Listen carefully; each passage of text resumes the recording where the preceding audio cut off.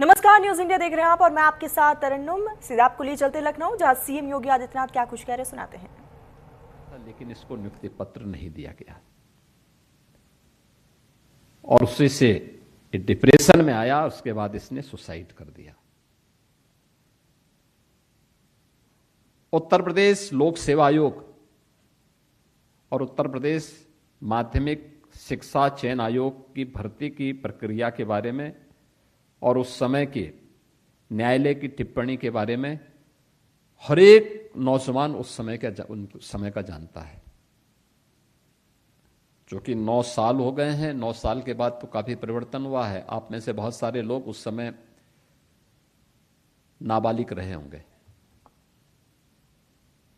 वो नहीं जानते उस समय के बारे में।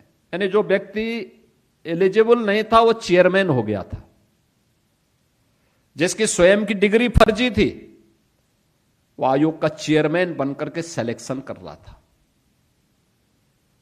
इस प्रकार की अराजकता होती थी, पैसे का लेन देन होता था, भर्ती नहीं हो पाती थी। हम लोगों ने देखा है कि 2017 में जब मैं मुख्यमंत्री बना तो मेरे सामने आया, मैंने पूछा भाई भर्तियां क्यों नहीं हो रही है, तो हर एक भर्ती में स्टे था। हमने कहा स्टे का कोई कारण तो होगा।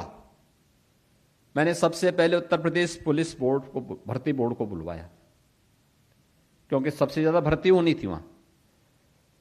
मैंने कहा भी स्टे क्यों है? उन्होंने कहा कोर्ट चाहता है कि भर्ती की प्रक्रिया पारदर्शी हो। तो मैंने कहा आप लोग क्या चाहते हैं?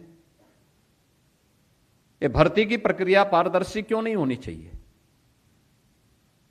जो माननीय न्यायालय चाहता है उसके अनुसार नियमावली तैयार करिए, भर्ती की प्रक्रिया को आगे बढ़ाइए, न्यायालय में शपथ पत्र दाखिल करो। अगले 3 महीने के अंदर हमने सभी औपचारिकताएं पूर्ण की। माननीय न्यायालय ने, सुप्रीम कोर्ट ने हमें परमिशन दी।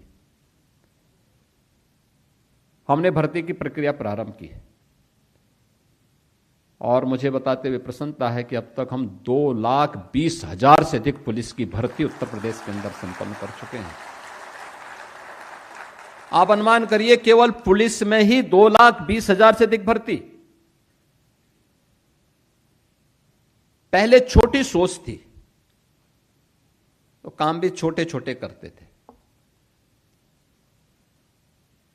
मुझे 2025 में 60,000 नौजवानों की भर्ती करनी थी। सभी लोग कहते थे साहब 60,000 कैसे हो पाएगी, और कहना भी उनका स्वाभाविक था, क्योंकि अधिकारी तो पुराने ही है, तो मानसिकता बदलने में थोड़ा समय लगता है। मैंने कहा क्यों इसकी चिंता कर रहे हो? उन्होंने कहा साहब ट्रेनिंग कैसे होगी? मुझे भी एक बार तो लगा कि हाँ ट्रेनिंग, क्योंकि 2017 में जब हम लोग ट्रेनिंग के लिए पुलिस की भर्ती मुझे करनी थी, 30,000 पुलिस की भर्ती मुझे करनी थी उस समय। पहले लॉट में फर्स्ट फेज में 30,000 पुलिस आरक्षी की भर्ती होनी थी। ट्रेनिंग कहां होगी? क्योंकि 9 महीने की ट्रेनिंग भी होती है। तो मैंने एक पूछा भाई उत्तर प्रदेश में ट्रेनिंग की क्या स्थिति है? कुल क्षमता थी 3,000 की। अब हम कहां करें? मैंने भारत सरकार से बातचीत की। मैंने कहा मिलिट्री, पैरामिलिट्री के ट्रेनिंग सेंटर होंगे। अन्य राज्यों से बात की और तब जाकर के हम लोग पुलिस की वो भर्ती पूरी कर पाए थे। ये 2017 की बात कर रहा हूं। और 25 में जब हमने भर्ती की,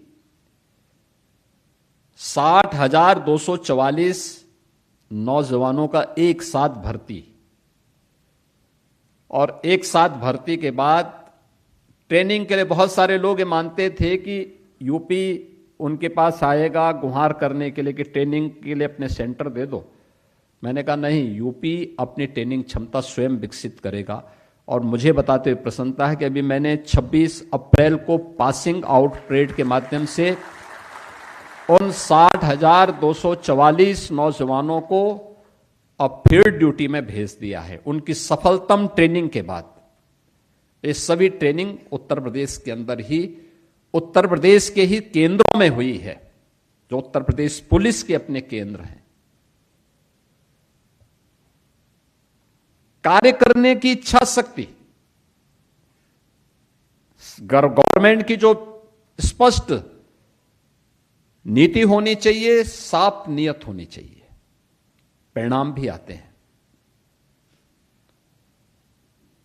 आज उसी परिणाम का, वो उसी दिशा में किए गए प्रयासों का परिणाम है कि हमने अब तक 9 लाख से अधिक नौजवानों को सरकारी नौकरी दी है यूपी के अंदर, 9 लाख से अधिक। और देश के अंदर किसी भी राज्य में सबसे अधिक नियुक्ति की प्रक्रिया को सकुशल संपन्न करने, पारदर्शी तरीके से संपन्न करने का यह रिकॉर्ड है। लगातार अभी हम लोग कर रहे हैं। अधीनस्थ चयन आयोग, अकेले अधीनस्थ सेवा चयन आयोग इस वर्ष 32,000 से अधिक नियुक्ति की प्रक्रिया को संपन्न करेगा।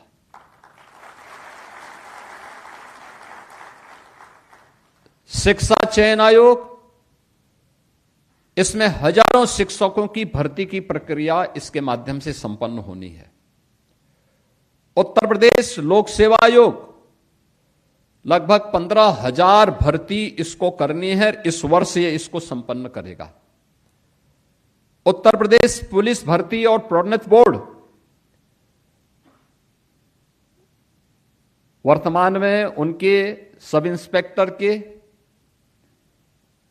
और होमगार्ड की भर्ती की परीक्षा संपन्न हो चुकी है। अगर इन दोनों को मिलाकर के देखेंगे तो यह संख्या है 45,000 और लगभग इतने ही और भर्तियों की प्रक्रिया हमारी आगे बढ़ रही है।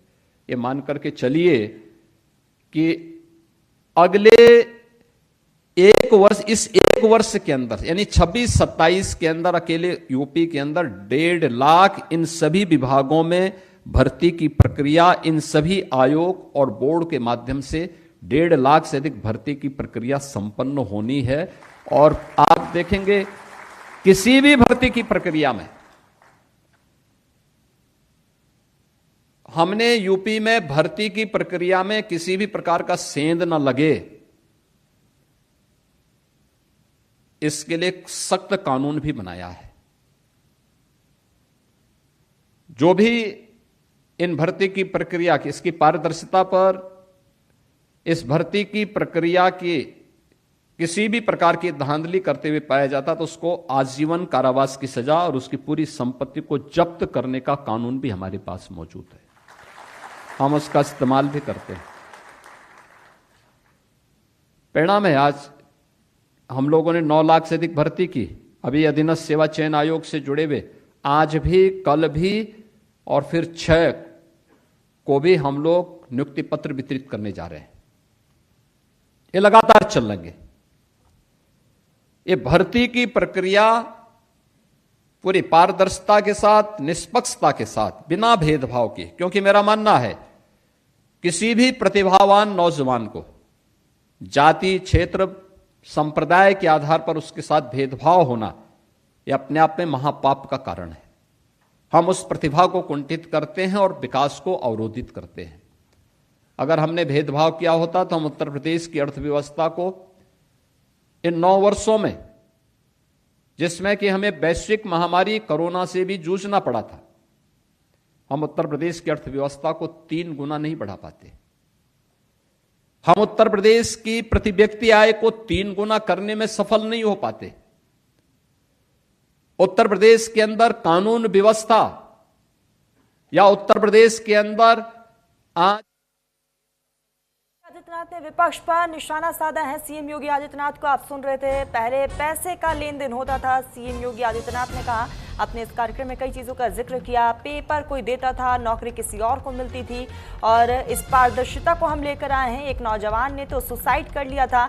यानी कि कुल मिलाकर कई चीजों का जिक्र जो है सीएम योगी आदित्यनाथ की तरफ से किया गया, कार्यक्रम में मौजूद है।